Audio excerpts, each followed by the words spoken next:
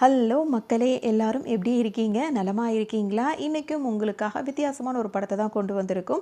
வாங்க கதைக்குள்ளே போயிடலாம். இந்த படம் அவ்வளோ இன்ட்ரெஸ்டிங்காக இருக்கும். ஸ்டார்டிங்லேயே பார்த்தீங்கன்னா மாடியிலேருந்து ஒருத்தர் வந்து விழுந்துடுறாரு. அவர் விழுந்து அங்கேயே இறந்து போயிடுறாரு. இப்போ தான் படத்தோட பேரே போடுவாங்க. படத்தோட பேர் போட்டு முடிச்சதுக்கப்புறம் பார்த்தீங்கன்னா இப்போ ஹீரோயினை காட்டுவாங்க. ஹஸ்பண்ட் அண்ட் ஒய்ஃப் என்ன பண்ணுறாங்கன்னா இப்போ வந்து ஃப்ளைட்டில் தான் போயிட்டுருக்காங்க. அதுவும் இவங்க வேறு ஒரு நாட்டுக்கு போயிட்டுருக்காங்க. இவங்க செலவு பண்ணி போகிறாங்களா அப்படின்னு கேட்டால் கிடையாது. இவங்களுக்கு ஒரு அந்த லக்கி சாம்ப் அந்த மாதிரிலாம் கிடச்சிருக்கும்ல, டிக்கெட்ஸ்லாம் கிடச்சிருக்கும். அந்த டிக்கெட் மூலயமா தான் இப்போ இவங்க பிரயாணம் பண்ணுறாங்க. அதில் பார்த்தீங்கன்னா இப்போ அங்கே போயிட்டு ஃபுல்லாக என்ஜாய்மெண்ட் எல்லாமே வந்து அவங்களோட செலவு தான். அதனால் இவங்களுக்கு ஒரு ஆஃபரில் இது கிடச்சிது. ஸோ அந்த டிக்கெட்டை பயன்படுத்தி இப்போ இவங்க பயணத்துக்கு கிளம்பி போயிட்டுருக்காங்க. போகிற வழியில் பார்த்தீங்கன்னா வந்துட்டு அங்கே வந்துட்டு ஆர்டர் பண்ணுவாங்கள்ல, அதை ஃப்ளைட்லேயே சாப்பாடெலாம் கொடுக்குறாங்க. கொடுக்கும்போது பார்த்தீங்கன்னா ஹீரோயின் வந்து பார்த்தீங்கன்னா ஃபுல் வெஜிடேரியன் தான். இவர் வந்துட்டு நான்வெஜ்ஜும் சாப்பிடக்கூடியவர் தான். அவங்களுக்கு சாப்பாடு கொடுக்கும்போது அதில் வந்து சிக்கன் இருக்கவும், நான் வெஜிடேரியன் தானே ஆர்டர் பண்ணேன், எனக்காக எதுக்கு சிக்கன் கொண்டு வந்தீங்கன்னு கேட்கும்போது, நான் அவங்களுக்கு வெஜ் எடுத்துகிட்டு வரேன்னு சொல்லிட்டு அங்கே இருக்க ஏர் ஹோஸ்டர் சொல்லிட்டு போகிறாங்க. அப்போது ஹஸ்பண்ட் என்ன சொல்வார்னா, ஏன் நீ சிக்கன் சாப்பிட்டா என்ன ஆக போகுது இப்போ அப்படின்ற மாதிரி கேட்பாரு. நான் வெஜ்ஜு தான் உனக்கு தெரியாதான்ற மாதிரி அப்படி ஒரு சின்ன சின்ன சண்டையை போட்டுக்கிட்டு கிளம்புவாங்க.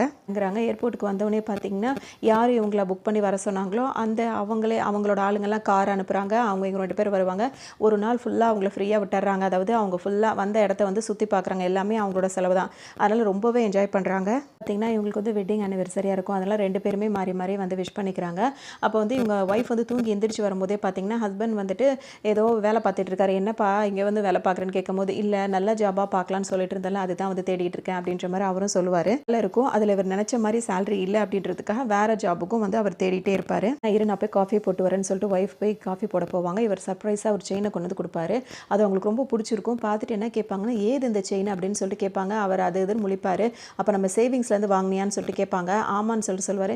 எதுக்காக நீ இப்படிலாம் பண்ணுற, சேவிங்ஸ்லேருந்து எடுக்காத அப்படி இப்படின்னு சொல்லிட்டு அவங்க சொல்கிறாங்கன்னா, சேவிங்ஸ்ன்றத வந்து ஃபியூச்சருக்காக தானே சேர்த்து வச்சுட்டு இருக்கோம், அதை வந்து எனக்காக வந்து வேஸ்ட் பண்ணாத அப்படின்ற மாதிரி அவங்க சொல்கிறாங்க.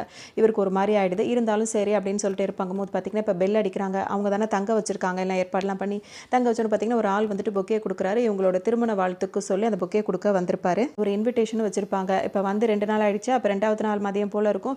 அந்த டைமில் வந்து பார்த்தீங்கன்னா இது வந்துட்டு 11 மணி போல் வந்துட்டு நாங்களே வந்து கார் அரேஞ்ச் பண்ணி வந்து கூட்டிகிட்டு போயிடுவோம், நீங்கள் வந்து ரெடியாக இருந்தால் போதும் அப்படின்ற மாதிரி இந்த இன்விடேஷன்லேயே கொடுத்துட்டு போகிறாங்க. ஏன்னா இப்போ ஒரு போட்டி நடக்க போகுது. கூட்டிகிட்டு வந்தது வந்து பார்த்தீங்கன்னா இவங்களுக்கு ஒரு டிக்கெட், இந்த மாதிரி அதிர்ஷ்டத்தில் ஒரு டிக்கெட் விழுந்துச்சுன்னு சொல்லுவாங்களா, லக்கியால் ஒரு டிக்கெட் வரும் அப்படின்னு சொல்லிட்டு ஏதாவது ஜாமான் வாங்கும்போது அப்படி தான் இவங்களுக்கு டிக்கெட் வந்து இந்த மாதிரி வெளிநாட்டுக்கு வர மாதிரி வாய்ப்பு இருந்தது. இப்போ அங்கே வந்து சுற்றி பார்த்துட்டு இருக்கும்போது பார்த்தீங்கன்னா பெல் அடித்து அவங்களுக்கு வந்துட்டு திருமண வாழ்த்து சொல்கிறாங்க. சொன்னது மட்டும் இல்லாமல் அவங்களுக்கு ஒரு ஆஃபர் பண்ணுறாங்க. அதாவது இப்போ ஒரு போட்டி நடக்க போது, அந்த போட்டி வந்து 11 மணிக்கு தான், ரெடியாக இருங்க, நாங்களே வந்து உங்களை கூட்டிகிட்டு போயிடுவோம் அப்படின்னு சொல்லிட்டு இன்விடேஷனும் கொடுக்குறாங்க. நம்மளுக்கு யாருப்பா இதெல்லாம் செய்கிறது, அதாவது ஃபஸ்ட்டு இந்த டிக்கெட் கிடச்சி இவ்வளோ தூரம் வந்த வரைக்கும் அவங்களுக்கு ஓகே, இது மாதிரிலாம் யாருப்பா செய்கிறது அப்படின்னு சொல்லிட்டு இப்போ 2 பேருக்குமே யோசனை இருந்தாலும் அவங்க 2 பேரும் ஃபஸ்ட்டு யோசிப்பாங்க. சரி போகலாம், வந்ததுக்கு என்ஜாய் பண்ணுவோம், ஏதோ போட்டின்னு தானே சொல்கிறாங்க, கலந்துக்கலாமே அப்படின்னு சொல்லிட்டு 2 பேரும் முடிவு பண்ணிடுறாங்க. ஏன்னா சுற்றி பார்க்க அப்படி தானே வராங்க, சரி என்ஜாய் பண்ணுவோம் அப்படின்ற ஒரு மைண்டுக்கு வந்துடுறாங்க. வந்தவொன்னே பார்த்தீங்கன்னா ரெடி ஆகிடுறாங்க. 11 மணிக்கு வந்துட்டு எங்களை பிக்கப் பண்ணுறதுக்கு கார் வந்துருச்சு அப்படின்னு சொல்லிட்டு வெளியே வந்து கேட்பாங்க ஒரு ஆள்கிட்ட. அவர் என்ன சொல்வாருன்னா, உங்களுக்கு சி பிளெயினே வந்திருக்கு அப்படின்னு பார்த்தீங்கன்னா இவங்களுக்கு சந்தோஷம் தாங்க முடியாது. என்னடா இந்த அளவுக்கு கவனிக்கிறாங்க அப்படின்னு சொல்லிட்டு அந்த ஃப்ளைட்டில் ஏறி உட்காந்துப்பாங்க. அதை பார்த்தீங்கன்னா ரொம்பவே என்ஜாய் பண்ணுவாங்க. 2 பேருக்குமே எப்படி இருக்குன்னா, இதெல்லாம் உண்மையிலேயே நடக்குதா இல்லை இதெல்லாம் கனவா, ஒன்றுமே புரிய மாட்டேங்குது அப்படின்ற மாதிரியான ஒரு திகைப்போடு தான் இருந்துட்டு இருக்காங்க. அதோடு பார்த்தீங்கன்னா ஒரு ரெசார்ட் மாதிரி இடத்துக்கு கூட்டிகிட்டு போகிறாங்க. அங்கே பார்த்தீங்கன்னா கான் அப்படின்னு சொல்லிட்டு ஒரு ஆள் அறிமுகமாக்குறாரு.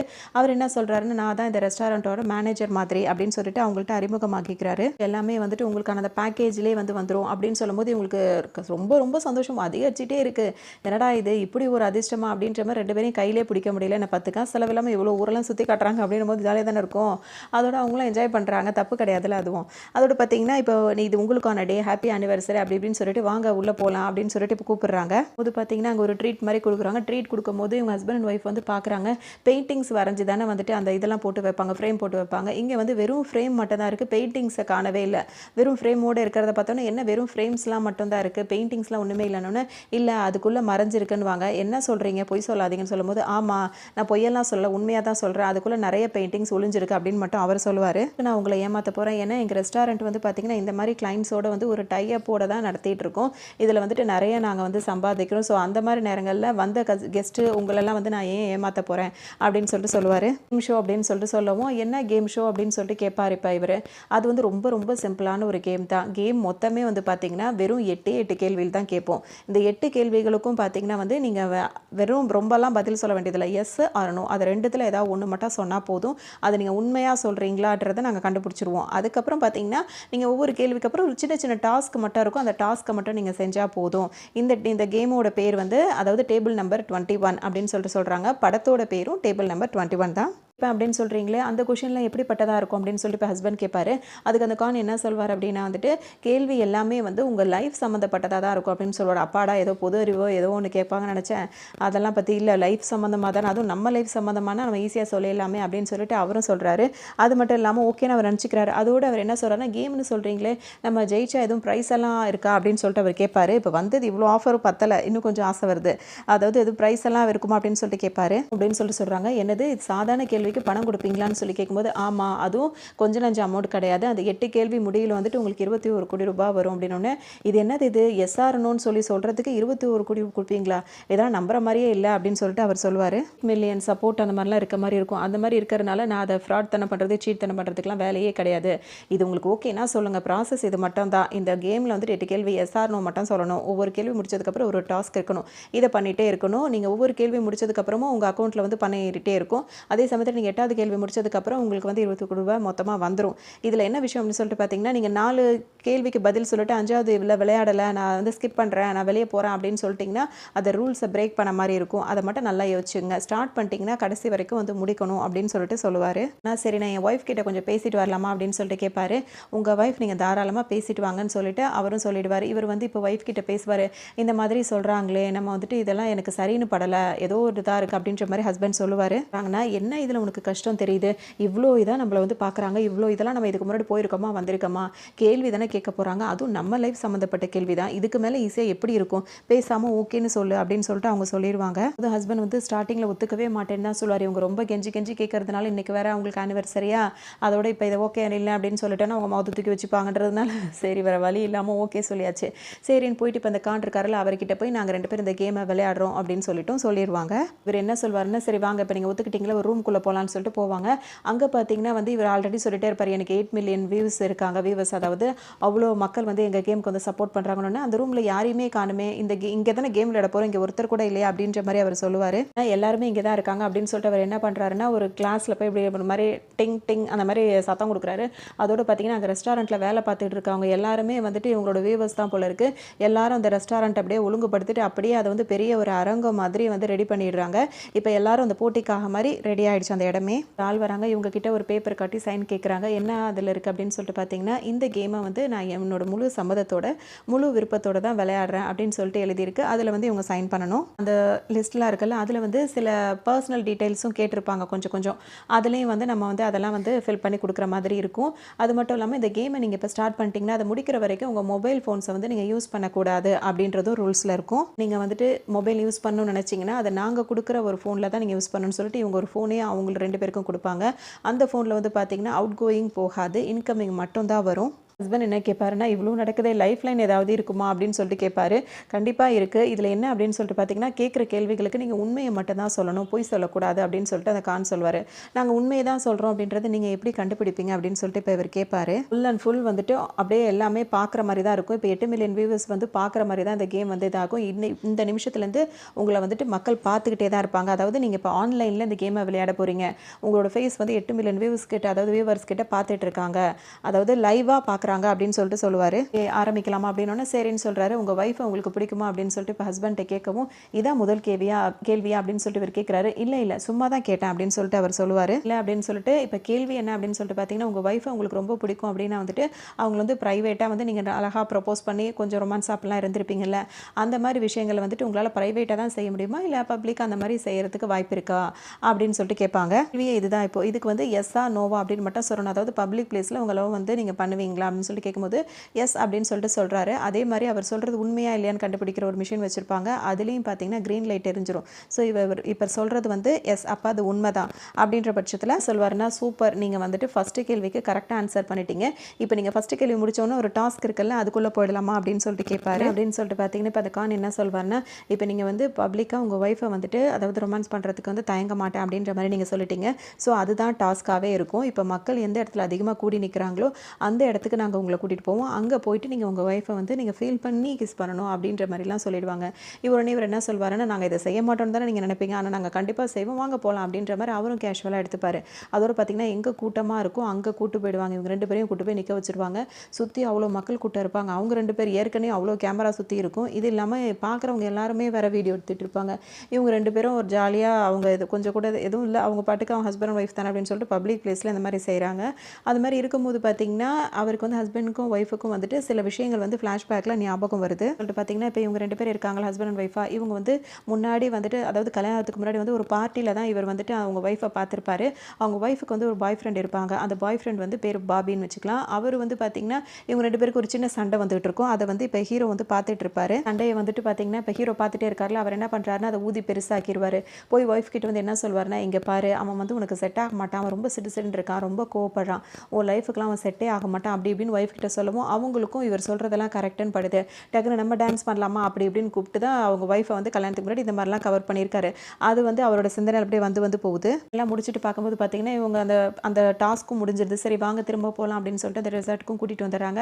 நீங்கள் ஃபஸ்ட்டு டாஸ்க்கை பயங்கரமாக முடிச்சிட்டிங்க அப்படின்னு சொல்லிட்டு இருக்காங்க. எனக்கு நல்லா தெரிஞ்சிருச்சு இதெல்லாம் வந்து டாஸ்க்கே கிடையாது அப்படின்னு சொல்லிட்டு அவங்க ஒய்ஃபை பார்த்து இவர் என்ன சொல்வார்னா, இவங்கெல்லாம் பண்ணுறது வந்து தேவையில்லாத வேலை பண்ணிகிட்டு இருக்காங்க, இதெல்லாம் ஒரு ஏமாத்து வேலை. இப்போ நம்ம இவ்வளோ மக்களுக்கு முன்னாடி நம்ம கிஸ் பண்ணோன்னா இது பெருசாக வந்து இதாகும்ல, ட்ரெண்டிங்காக ஆகும், அதுதான் அவங்களுக்கான ஒரு இதாக இருக்கும், அதுக்கு தான் அவங்க இப்படிலாம் பண்ணுறாங்க அப்படின்னு சொல்லுவார். இன்னும் பார்த்தீங்கன்னா இப்போ அவர் என்ன சொல்கிறாருன்னா, பரவாயில்லையே சீக்கிரமாகவே கண்டுபிடிச்சிட்டிங்களே, நீங்கள் ரொம்ப புத்திசாலி தான், சரி ஓகே நீங்கள் இப்போ கிளம்புங்க அப்படின்னு சொல்லுவார். சரின்ட்டு இவங்க 2 பேரும் ஹஸ்பண்ட் அண்ட் ஒய்ஃபு கிளம்பி லிஃப்ட்டுக்குள்ளே வருவாங்க. லிஃப்ட்டுக்குள்ளே பார்த்தீங்கன்னா அந்த 1 கோடி ரூபாயை அடுக்கி வச்சிருப்பாங்க. ஏன்னா இவங்க ஃபஸ்ட்டு டாஸ்க்கை முடிச்சிட்டாங்க, அதனால் இப்போ இவங்களுக்கு 1 கோடி ரூபா பணம் வந்துருச்சு. அதுக்கப்புறம் அந்த பணம் அப்படியே ரெடி கேஷாகவே முன்னாடி இருக்குது. அதை பார்த்தோன்னே தான் இவர் நம்புறாரு, இது வந்து உண்மையிலே கேம் ஷோ தான் போல இருக்குது அப்படின்னு சொல்லிட்டு நம்புவார். அப்புறம் என்ன சொல்வார்னா, இந்த கேமை பொறுத்த வரைக்கும் திரும்பவும் நான் சொல்கிறேன், இது 8 கேள்வி, இந்த மாதிரி ரூல்ஸ் இருக்குது, இதில் நீங்கள் ஒரு கேள்விக்கு பொய்யா பதில் சொன்னால் கூட நீங்கள் உயிரோடு இருக்கவே முடியாது, அதுதான் ரூல்ஸ், அவ்வளோ கடினமான ஒரு ரூல்ஸாக வேறு இருக்கும். ஜெயிச்சிட்டிங்கன்னா உங்களுக்கு இவ்வளோ பணம், தோத்துட்டிங்கன்னா நீங்கள் வந்து கண்டிப்பாக இறந்து தான் போகணும், நான் கண்டிப்பாக பொய் சொல்ல மாட்டேன், நீங்களும் பொய் சொல்லாதீங்க, அதை மட்டும் ஞாபகம் வச்சுக்கோங்க அப்படின்னு சொல்லிட்டு அவர் சொல்லுவார். இப்போவும் உங்களுக்கு நம்பிக்கை இல்லை அப்படின்னா வந்துட்டு இந்த பணம் வந்துட்டு இங்கே இருக்கே, நம்மளுக்கு எப்படி இவங்க கொடுப்பாங்களா மாட்டாங்கன்னு உங்களுக்கு ஒரு டவுட் வந்ததுன்னா இதோ உங்களோட மொபைல் இருக்குது, அதை வாங்கி செக் பண்ணி பாருங்கள், உங்கள் அக்கௌண்ட்டுக்கு வந்துட்டு அந்த 1 கோடி ரூபாய் வந்திருக்கும் அப்படின்னு சொல்லுவாங்க. இவங்க அவங்க மொபைல் அவங்க தானே வாங்கி வச்சுருக்காங்க, வாங்கி பார்த்தோன்னு பார்த்தீங்கன்னா கிரெடிட் ஆகிருக்கும். அதை பார்த்தோன்னே உங்களுக்கு சந்தோஷம் தாங்க முடியாது, என்னது இது, அப்போ இவ்வளோ இதான கேமாக இது அப்படின்னு சொல்லிட்டு இப்போ தான் இவங்க 2 பேருக்கு சீரியஸ்னஸே வருது. ஏன்னா இன்னும் 7 கேள்வி இருக்குது, இதில் பொய் சொன்னாலோ மாற்றி சொன்னாலோ கேமை வேணான்னு சொன்னாலும் இவங்களுக்கு தான் ஆபத்தாக இருக்கும். பார்த்தீங்கன்னா சந்தோஷம் தாங்க முடியாது, நான் உங்களை தப்பாக நினச்சிட்டேன், எங்களை மன்னிச்சிடுங்க, வாங்க செகண்ட் கொஷின் போகலாம் அப்படின்னு சொல்லிட்டு இப்போ ஹீரோவே கூப்பிடுவார். செகண்ட் கொஷின் போகிறதுக்கு முன்னாடி உங்களுக்காக நான் ஒன்று எடுத்துகிட்டு வரேன் அப்படின்னு சொல்லிட்டு இப்போ அவர் போவார். சமைக்க சொல்லிட்டு இவர் வராரு. வரும்போது பார்த்தீங்கன்னா இப்போ ஹஸ்பண்ட் கிட்ட என்ன கேட்பாருன்னா, உங்கள் ஒய்ஃபை பற்றி உங்களுக்கு எல்லாமே தெரியுமா அப்படின்னு சொல்லி கேட்பார். ஆமாம் என் ஒய்ஃபை பற்றி எனக்கு எல்லாமே தெரியும்னு அவரும் சொல்லுவார். இப்போ அவங்க ஒய்ஃப்கிட்ட கேட்பாங்க, உங்கள் ஹஸ்பண்ட் வந்து உங்களை பற்றி எல்லாம் தெரியுமா தெரியாதான்னு கேட்டதுக்கு எல்லாமே தெரியும்னு சொல்கிறாங்க, இப்போ நீங்கள் சொல்லுங்கள் உங்கள் ஹஸ்பண்டுக்கு உங்களை பற்றி எல்லாம் தெரியுமா தெரியாதா அப்படின்னு சொல்லி கேட்கும்போது அப்படியே அவங்க அப்படியே பயங்கரமாக யோசிப்பாங்க. சொல்வாருன்னா எஸ்ன்னு சொல்லு, உன்னை பற்றி எனக்கு எல்லாம் தெரியும்னு சொல்லுன்னு சொல்லிட்டே இருப்பார். அவங்க ரொம்ப யோசிச்சுட்டே இருப்பாங்க. திடீர்னு என்ன சொல்லுவாங்கன்னா நோ அப்படின்னு சொல்லிடுவாங்க. அவங்க நோன்னு சொன்ன உடனே பார்த்தீங்கன்னா க்ரீன் லைட் தான் எரியும். அப்போ இவங்க சொன்ன ஆன்சர் தான் சரி அப்படின்னா இப்போ இவங்களை பற்றி அவங்க ஹஸ்பண்டுக்கு எதுவும் தெரியாது அப்படின்னு தான் அர்த்தம். அவர் என்ன பண்ணுவார்னு இப்போ ஹஸ்பண்டை கேட்பாரு, என்னப்பா அவங்க ஒய்ஃபை பற்றி உங்களுக்கு எதுவும் தெரியாது போல இருக்குது, எது எப்படியும் நீங்கள் சொல்லிட்டீங்க உங்கள் ஒய்ஃபை உங்களை பற்றி உங்களுக்கு தெரியும் அப்படின்ற மாதிரி, சரி நம்ம டாஸ்க்குள்ளே போகலாமா அப்படின்னு சொல்லிட்டு கேட்பாரு. பார்த்தீங்கன்னா எப்படி பார்த்தாலும் இப்போ ஒய்ஃப் கிட்ட தானே இந்த கேள்வி கேட்டாங்க, அவங்க சொன்னது கரெக்டான பதில் தானே, க்ரீன் லைட்டும் எரிஞ்சிருச்சு, அதனால் வந்துட்டு இப்போ டாஸ்க்கு அவங்களுக்கு தான். இப்போ என்னென்னா அவங்க ஒரு டிஷ்ஷை கொண்டு வந்து சமைச்சு கொண்டு வந்து கொடுத்துருப்பாங்க, அதை பார்த்தீங்கன்னா சிக்கனாக இருக்கும், நான்வெஜ்ஜாக இருக்கும். அதை பார்த்தோன்னு இப்போ ஹீரோ வந்து கோவப்படுவார், நீங்கள் இப்போ நல்லாவே கேம் விளையாடுறீங்க, உங்கள் இப்போ 2வது கேள்விக்கு 2 கோடி ரூபாய், அதை வந்து காப்பாற்றிக்கிறதுக்காக தானே அவளுக்கு வந்துட்டு நான்வெஜ்ஜை கொண்டு வந்து கொடுக்குறீங்க, அவள் பியூர் வெஜிடேரியன் தெரிஞ்சு நீங்கள் இந்த மாதிரி பண்ணுறீங்கன்னு சொல்லிட்டு அவர் பேசிகிட்டு இருப்பார். அதனால சரி என் ஒய்ஃப் இதை சாப்பிடவே மாட்டா அப்படி இப்படின்னு இவர் பாட்டுக்கு இஷ்டத்துக்கும் பேசிகிட்டு இருப்பார். அந்த கான் அவர் என்ன சொல்வார்னா, என்னப்பா இப்படி சொல்கிறீங்க, இந்த 2 கோடி ரூபாய்க்காக மக்கள் எவ்வளோ என்ன வேணால் செய்ய தயாராக இருக்காங்க, நான்வெஜ் தானே சாப்பிட மாட்டீங்களா அப்படின்னு சொல்லிட்டு கேட்பாரு. என்ன சொன்னாலும் உங்கள் ஒய்ஃப் சாப்பிட மாட்டாங்கன்னு நீங்கள் நினைக்கிறீங்க, கொஞ்சம் திரும்பி பாருங்கன்னு சொல்லும்போது பார்த்தீங்கன்னா அவங்க ஒய்ஃப் சாப்பிட்டுட்டு இருப்பாங்க அந்த 2 கோடி ரூபாய்க்காக. இவருக்கு ஒரு மாதிரி அதிர்ச்சியாக போயிடும். அப்போ திரும்பவும் அந்த கான் என்ன சொல்வாருன்னா, இப்போ புரியுதா உங்கள் ஒய்ஃபை பற்றி உங்களுக்கு எதுவுமே தெரியாது அப்படின்னு சொல்லிட்டு திரும்பவும் கேட்பாரு. இவருக்கு ஒரு மாதிரி இப்போவே சங்கடமாயிடும். இப்போ இதுக்காகலாம் நீங்கள் ஃபீல் பண்ண வேணாம், அதாவது ரூல்ஸ் படி பார்த்தீங்கன்னா இப்போ நீங்கள் 2 கோடி ரூபா வின் பண்ணிட்டீங்க, இப்போ 3வது கேள்விக்கு போகலாமா அப்படின்னு சொல்லிட்டு கேட்பாரு. ஹீரோக்கான கேள்வி அவர்கிட்ட கேட்குறாங்க, இது வரைக்கும் யாரையாவது நீங்கள் வந்து பயன்படுத்திருக்கீங்களா, மேனிபுலேட் பண்ணியிருக்கீங்களா அப்படின்னு சொல்லிட்டு கேட்பாரு. அந்த கேள்விக்கு பதில் சொல்கிறதுக்கு முன்னாடி இவர் ஒரு ஃப்ளாஷ்பேக் ஒன்று ஹீரோ யோசிக்கிறாருல, அது என்னவா இருக்கும் அப்படின்னு சொல்லிட்டு பார்த்தீங்கன்னா, இப்போ ஆல்ரெடி கல்யாணத்துக்கு முன்னாடி இவங்க ஒய்ஃப் வந்து வேற ஒருத்தரை லவ் பண்ணியிருப்பாங்கல்ல, அந்த பார்ட்டியில் தானே இவர் மீட் பண்ணியிருப்பார். இப்போ அவங்கள பிடிச்சிருக்கும், ஏன்னா எல்லாரும் அவனா படிக்கிறவங்க தானே, அப்படி பிடிக்கும் போது பார்த்தீங்கன்னா என்ன பண்ணியிருப்பாருன்னா, அந்த லவர் பாய் கிட்ட போய் இவர் என்ன சொல்வார், உன்னோட லவர் லவ்வர் இருக்கால்ல, அதாவது கேர்ள் ஃப்ரெண்டு, அவள் வந்து இதுக்கு முன்னாடி நானும் அவளும் கிறிஸ்மஸ் பார்ட்டியில் மீட் பண்ணோம், அன்னைக்கே வந்துட்டு எங்களுக்குள்ளே எல்லாமே முடிஞ்சிருச்சு அப்படின்னு சொல்லிட்டு இவர் சொல்வார். இவருக்கு ஒரு மாதிரி அதிர்ச்சியாக போயிடும். டக்குன்னு அவரோட கேர்ள் ஃப்ரெண்ட் அந்த பாபி இருக்கார்ல, அவர் கூப்பிடுவார். கூப்பிட்டுட்டு இவனை உனக்கு தெரியுமான்னு சொல்லிட்டு கேட்கும்போது தெரியும் அப்படின்னு சொல்லிட்டு ஹீரோவை சொல்லுவாங்க. அப்போ நாங்கள் கிறிஸ்மஸ் பார்ட்டியில் தான் மீட் பண்ணோம் அப்படின்னு சொல்லிட்டு அவங்களும் சொல்லும்போது பார்த்தீங்கன்னா, இப்போ அவர் சொன்னார்ல அதே தானே இவங்களும் சொல்கிறாங்க. இவருக்கு கோவம் வந்து பாபி என்ன பண்ணுவார்னா படார்னு வாங்கி ஹீரோயினை அரைஞ்சிருவார். அதுதான் அவங்களுக்குள்ள சண்டையாக இருக்கும். அந்த சண்டையை தான் அவர் கிஸ் பண்ணும்போது யோசிச்சு பார்த்தார்ல, அப்போ வந்து அதை மட்டும் இதை சொல்லாமல் அவங்க என்ன இப்படி ரூடாக பிஹேவ் பண்ணுறாங்க, இவன் அவனுக்கு செட் ஆக மாட்டான்லாம் அவர் சொல்லியிருப்பார்ல. இந்த மாதிரி ஒரு விஷயத்த இவங்க செஞ்சுட்டாங்கன்னு கேள்விப்பட்டவனு தான் அவருக்கு கோவம் வந்திருக்கு. படார்னு அரைஞ்சிருப்பாரு. ஆனால் இது என்ன நடந்ததுன்னே தெரியாமல் இவர் ஹீரோ திரும்பவும் அவங்கள்ட்ட போயிட்டு என்ன இவன் இப்படி இருக்கான், இவெல்லாம் உனக்கு செட்டே ஆக மாட்டான் அப்படி இப்படின்னு சொல்லும்போது ஹீரோயின் இப்போ கேட்பாங்க, அவங்ககிட்ட நீ என்ன சொன்ன, எதுக்கு அவன் கோவப்படுறான்னு சொல்லிட்டு கேட்கும்போது நீ அவங்ககிட்ட என்ன சொன்ன அப்படின்னு சொல்லிட்டு இப்போ ஹீரோயின் கேட்கும்போது இப்போ அவர் அதுக்கும் என்ன சொல்லிடுவாருன்னா, நான் ஒன்றுமே சொல்லலை, என்னோட ஃப்ரெண்டு இருக்கான்ல, எனக்கும் அவனுக்கும் ஒரு ஃப்ரெண்டு தெரிஞ்சவன் இருக்கான், அவன்கிட்ட சாதாரணமாக பேசிகிட்டு இருக்கும்போது இவங்ககிட்ட சொன்னேன், நானும் நீயும் கிறிஸ்மஸ் அன்னைக்கு தானே மீட் பண்ணோம், அன்றைக்கி அந்த பார்ட்டியில் நம்ம டான்ஸ்லாம் ஆனோம்ல, அதை தான் நான் சொன்னேன், அதை வந்துட்டு அவன் தப்பாக புரிஞ்சுக்கிட்டு இந்த மாதிரி உன்னை போட்டு இது பண்ணிட்டான், அவன் எதுக்கும் உனக்கு செட்டே ஆக மாட்டான், இதுக்கெல்லாம் இவ்வளோ கோவப்படுறான் அப்படி இப்படின்னு ஒன்று இவங்களுக்கு இவர் என்ன சொல்லி இப்படி பண்ணாரு அப்படின்றது தெரியாமல் இருக்குல்ல, அதுதான் இவர் மேனிபுலேட் பண்ணியிருக்காருன்றது இவருக்கு இப்போ அந்த சிந்தனை வருது. ஏமாத்தினதே மேனிபுலேட் பண்ணதே பார்த்தீங்கன்னா அவங்க ஒய்ஃபை தான் அவர் யூஸ் பண்ணியிருக்காரு அந்த மாதிரி. அதனால எஸ்ன்னு சொல்லிட்டு இங்கே சொல்லிடுறாரு. வெளியே இன்னும் அவங்க ஒய்ஃபுக்கு இந்த விஷயம்லாம் தெரியாது. எஸ்ன்னு சொன்னோன்னு பார்த்தீங்கன்னா க்ரீன் லைட்டும் எரிஞ்சிருது. அப்போ நீங்கள் இந்த கேள்விக்கு சரியான பதில் சொல்லிட்டீங்க, அதனால நம்ம டாஸ்க்கு போயிடலாம்னு சொல்லிடுறாங்க. போகலாமா அப்படின்னு சொல்லிட்டு என்ன பண்ணுவாங்கன்னா, அந்த கான் என்ன கேட்பாருன்னா, இப்போ நீங்கள் மேனிபுலேட் பண்ண வேண்டிய ஆளே நான் தான், ஏன்னா உங்களுக்கு நல்லாவே அதை பண்ண தெரியுதுல்ல, என்ன தான் நீங்கள் பண்ணணும் போது உங்களை எப்படி சார் நான் பண்ண முடியும் அப்படின்னு சொல்லிட்டு இவர் கேட்கும்போது இதுதான் டாஸ்க், என்ன நீங்கள் மேனிபுலேட் பண்ணணும் அப்படின்னு சொல்லிட்டு அவர் சொல்லிடுவார். அவங்கள பண்ணுறது அப்படின்னு சொல்லும்போது சரி ஓகே, நான் இப்போ இங்கே நின்றுட்டு இருக்கேன், என்னை இங்கேருந்து அந்த அந்த கார்னர் வரைக்கும் போக வைக்கணும், உங்களால் போக வைக்க முடியுமா அப்படின்னு சொல்லி கேட்கும்போது இந்த டாஸ்க் இவ்வளோ கஷ்டமாக இருக்கும்னு நான் நினைக்கவே இல்லையா அப்படின்னு சொல்லிட்டு சொல்லுவார். இப்போ என்னால் எப்படி அங்கே போக வைக்க முடியும்னு தெரியல, ஆனால் இப்படி வேணால் பண்ணலாமா, பேசாமல் நீங்கள் அங்கே போய் நில்லுங்க, நீங்கள் அங்கே நிற்கும் போது நான் 3 வார்த்தை மட்டும் சொல்லுவேன், அதை கேட்டவுடனே ஆட்டோமேட்டிக்காக நீங்கள் இங்கே வந்துடுவீங்க அப்படின்னு சொல்லும்போது சரி ஓகே அப்படின்னு சொல்லிட்டு இப்போ அவரும் போய் அங்கே போய் நின்றுவார். நின்ற உடனே இப்போ நீங்கள் சொல்லுங்கள் 3 வார்த்தை சொல்கிறேன்னு சொன்னீங்களே சொல்லுங்கன்னு கேட்கும்போது நான் எதுக்காக 3 வார்த்தை சொல்லணும்னு சொல்லிட்டு இப்போ ஹீரோ கேட்பாரு. நீங்கள் தானே இப்போ இங்கே வந்து என்ன சொல்கிறேன்னு சொன்னீங்கன்னு சொல்லிட்டு இவர் கேட்கும்போது நீங்கள் டாஸ்க் என்ன கொடுத்தீங்க, இங்கே இருக்க உங்களை போய் அங்கே நிற்க வைக்கணும்னு சொன்னீங்க, அதுக்காக தான் நான் உங்களை போய் மேனிபுலேட் பண்ணுறதுக்காக தான் நான் உங்களை அங்கே நிற்க வச்சுட்டேன், இப்போ டாஸ்க்கு படி நான் உங்களை அங்கே நிற்க வச்சுட்டேன் அப்படின்னு சொல்லிட்டு ஹீரோ அப்படி சொல்லுவார். இருக்காருல அவரும் அசந்துருவார். ஒய்ஃபுக்கு சந்தோஷம் தாங்க முடியாது. ரொம்ப ரொம்ப சூப்பராக விளையாடிட்டீங்க போங்க இந்த கேமை, ஓகே இந்த 3 கோடி ரூபா இப்போ நீங்கள் ஜெயிச்சிருக்கீங்க, இதை வச்சு என்னெல்லாம் ஷாப்பிங் பண்ணலாம் அப்படின்னு சொல்லிட்டு நீங்கள் யோசிச்சுட்டே இருங்க, நான் போய் உங்களுக்கு 4வது டாஸ்க்கை ரெடி பண்ணிட்டு வரேன் அப்படின்னு சொல்லிட்டு அவர் போவார். நேரம் வந்துருச்சு. இப்போ 4வது கேள்வி என்ன கேட்பாங்கன்னா, நீங்கள் உங்கள் ஒய்ஃப் வந்து ரொம்பவே லவ் பண்ணுறேன்னு சொன்னீங்கல்ல, இப்போ வந்து அவங்க ஏதாவது ஒரு ஆபத்தில் இருந்தாங்கன்னா அதை அவங்கள காப்பாற்றுறதுக்காக நீங்கள் எந்த எக்ஸ்ட்ரீம் லெவலுக்கு வேணால் போவீங்களா போக மாட்டீங்களா, அதுதான் கேள்வி. இப்போ எஸ்ஸா நோவா அப்படின்னு மட்டும் சொல்லணும்னு கேட்பாங்க. அப்படி நான் எப்படினாலும் என் ஒய்ஃபை நான் காப்பாற்ற என்ன வேணால் பண்ணுவேன் அப்படின்னு சொல்லிட்டு சொல்லவும் அவருக்கு என்ன ஆயிடுதுன்னா, நீங்கள் கரெக்டாக சொல்லிட்டீங்க, க்ரீன் லைட்டும் எரிஞ்சிருச்சு, சரி வாங்க டாஸ்க்குள்ளே போயிடுவோன்னு சொல்லிட்டு என்ன பண்ணுறாங்கன்னா, இப்போ அவங்க ஒய்ஃப் இருக்காங்களா அவங்கள வந்துட்டு ஒரு கண்ணாடி பாக்ஸ் இருக்குல்ல அதில் போட்டு ஃபுல்லாக பூட்டிடுறாங்க. இப்போ இந்த அதை வந்து சாவியும் எடுத்துடுறாங்க. இப்போ இந்த சாவி உங்களுக்கு எப்படி கிடைக்கும் அப்படின்னு சொல்லிட்டு பார்த்தீங்கன்னா, உங்கள் உடம்புல இருந்து 5 லிட்டர் ரத்தத்தை வந்து வேறு இதில் நிரப்பி வைக்கணுமா, அப்படி நிரப்பி வச்சா மட்டும்தான் உங்களுக்கு இந்த சாவி கிடைக்கும், அதை நீங்கள் ஓப்பன் பண்ணிடலான்னு. இப்போ இவர் ரத்தத்தை கொடுத்தாருன்னா இவர் உயிரோடு இருக்க மாட்டார், அப்படி இவர் கொடுக்கல அப்படின்னா அந்த சாவியை கொடுக்க மாட்டாங்க, அவங்களும் தோற்று போயிடுவாங்க. இப்போ இவங்க 2 பேரும் இதை செய்யாட்டியும் அவங்க இறந்து போயிடுவாங்க. இப்படி இந்த மாதிரி ஒரு சூழ்நிலையில் மாட்டிப்பாங்க. இப்போ இவருக்கு இப்போவும் ஒரு ஃப்ளாஷ்பேக் போவார். என்ன வேலை பண்ணியிருப்பாரு அப்படின்னு சொல்லிட்டு பார்த்தீங்கன்னா, இப்போ இவங்க ஹஸ்பண்ட் அண்ட் ஒய்ஃப் 2 பேருமே வந்துட்டு ஃபைனல் இயர் படிச்சுட்டு இருப்பாங்க. படிக்கும்போது பார்த்தீங்கன்னா அங்கே புதுசாக ஒரு பையன் வந்து அக்ரம்னு சொல்லிட்டு ஜாயின் பண்ணியிருப்பான். அந்த பையன் உள்ளே வரும்போது இவங்க மேலே வந்துட்டு ஒரு பக்கெட்டை வச்சிருப்பாங்க. அந்த பக்கெட் ஃபுல்லாக வந்து பிளேடாக வச்சிருப்பாங்க. அதை அவன் கதவு திறக்கும் போது அவன் தலையில் கொட்டுற மாதிரி வேற வச்சிருப்பாங்க.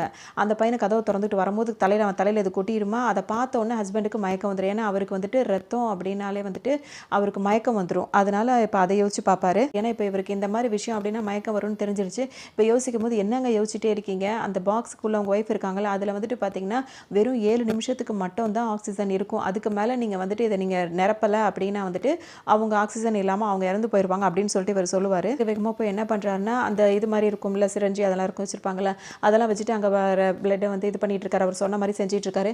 இன்னொரு பக்கம் பார்த்தீங்கன்னா அங்கே ஆக்சிஜன் குறைஞ்சிக்கிட்டே இருக்கு. அவங்க வந்து உள்ளே இருக்கிறவங்க மூச்சு திணறல் ஏற்பட்டு இருக்கும். இவர் வந்துட்டு அதை ஃபில்லும் பண்ணிட்டு அவங்க ஒய்ஃபையும் சாவியை போட்டு திறந்து வெளியே காப்பாற்றிறாரு. அதோட அவங்க ஒய்ஃபை போய் கெட்டியமாக பிடிச்சிக்கிறாரு.